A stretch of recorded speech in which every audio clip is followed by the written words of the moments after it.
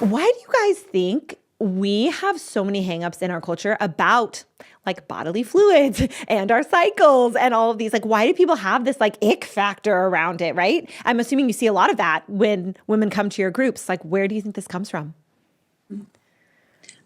Well, I think it's a lack of education and like a lack of just understanding. Because if you obviously if you don't talk about it, then right, then there is that shame that surrounds it, because you keep things in the dark, you hide things, and you that are shameful, right?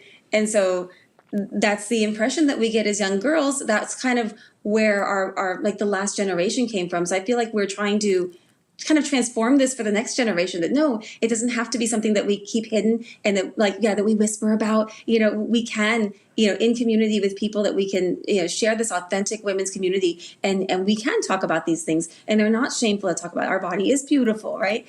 And so I think from, this initiative, we also have a program for moms to educate their daughters as they're entering puberty. So they learn this truth right from the beginning, right? So hopefully we can catch them one way or another, and we can change the next generation of women that are not ignorant about their body. Because if you're ignorant about your body, you're more easily to be, manipulated or told lies to, just fall for whatever the culture is trying to feed you. So it's like, no, let's give them a healthy foundation of truth, so that they can go out as confident, empowered women. Mm-hmm. And I think absolutely that like knowledge is power, like Jackie is saying, because, when we don't understand something, we're more likely to fear it, or we're more likely to like experience shame from it, because we have no defense. We have nothing to, combat that, that lie that's out there. And so if we're not equipped with information that allows us to push back on that lie that's being fed to us, then we just stay in the same spot. We just sit in our shame. We just sit in our discomfort, or, this idea that being a woman is an inconvenience or gross, or all of these things. And so that is one of the primary goals of our club, is to just fight back against that lie.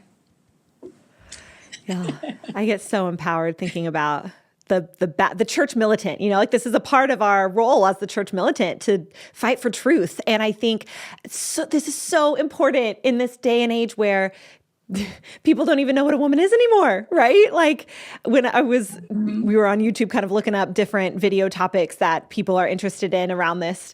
And one of the questions was, can men menstruate? It's just a fascinating, if you understood the beauty and dignity of a woman's cycle, it's eye-opening, and it grounds you in this truth, and it keeps you, I love what you said, it keeps you from being afraid. You don't have to fear this. You don't have to fear this. And in fact, you can change it to be something really empowering, to live freely, to embrace your dignity.